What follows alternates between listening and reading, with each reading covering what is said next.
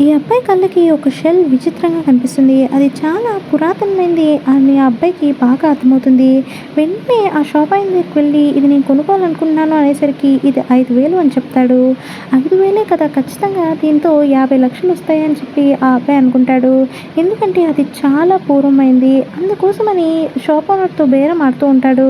ఇంతలోపే ఆ పక్క వాళ్ళొచ్చి, "దీన్ని మేము కూడా కొనుక్కుంటాము" అనేసరికి ఆ అబ్బాయి వెంటనే 5,000 ఇచ్చి అతను కొనేసుకుంటాడు. ఇంతలోపే అక్కడికి ఒక అమ్మాయి వచ్చి, "దీన్ని నేను కొనుక్కోవాలనుకుంటున్నాను. ఒక 10,00,000 ఇస్తాను" అని చెప్తుంది. దాంతో ఆ అబ్బాయి వెంటనే, "ఇది 10,00,000 కాదు. ఖచ్చితంగా ఒక 50,00,000 వస్తుంది" అని చెప్పి చాలా కాన్ఫిడెంట్‌గా చెప్తాడు. దాంతో ఆ అమ్మాయి ఇంకేమీ అనలేకపోతుంది.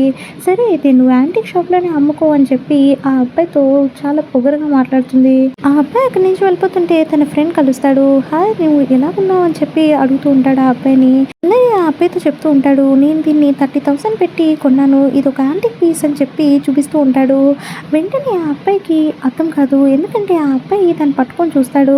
ఇది అసల యాంటిక్ పీసే కాదు. "నువ్వెవరి షాప్‌లో కొన్నావో ఖచ్చితంగా నిన్నతను మోసం చేశాడు" అని చెప్పి అబ్బాయితో అంటూ ఉంటాడు. "ఎందుకిది యాంటిక్ పీస్ కాదు. నేను యాంటిక్ షాప్‌లోనే కొన్నాను. ఇది నాకు తెలుసు" అని చెప్పి అతను వాదిస్తూ ఉంటాడు. వెంటనే ఈ అబ్బాయి, "ఈ టెక్స్చర్ అసల యాంటిక్‌ది కాదు. నిన్ను ఖచ్చితంగా మోసం చేశారు" అని చెప్పి ఆ అబ్బాయి తనతో అంటూ ఉంటాడు.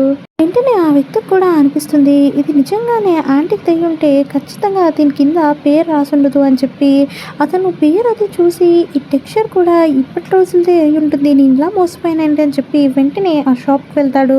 అతను వెంటనే షాప్ ఆయన దగ్గరికి వెళ్ళి అడుగుతాడు, "నువ్వు నన్ను మోసం చేశావు. ఈ టెక్స్చర్ అంతా కూడా పాతకాలంది కాదు. నువ్వు మోసం చేసి నా దగ్గర డబ్బులు తీసుకున్నావు" అనేసరికి ఆ షాప్ ఆయన రివర్స్‌లో గొడవాడుతూ ఉంటాడు. వెంటనే వీళ్ళ ఫ్రెండ్ అంతా కూడా పక్క నుంచి చూస్తూ ఉంటాడు. వాళ్ళ ఫ్రెండ్ ముందుకొచ్చి, "నువ్వు మమ్మల్ని మోసం చేయలేవు. వెంటనే వెనక్కి తీసుకుంటే మంచిది" అని చెప్పి ఆ పక్కనున్న వస్తువులు కూడా చూపిస్తాడు. ఇవి కూడా యాంటిక్ కాదు. "నువ్వు అందరినీ మోసం చేస్తున్నావు" అని చెప్పి చూపిస్తాడు.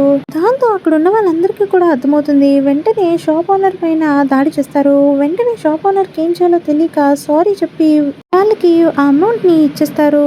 సబ్స్క్రైబ్.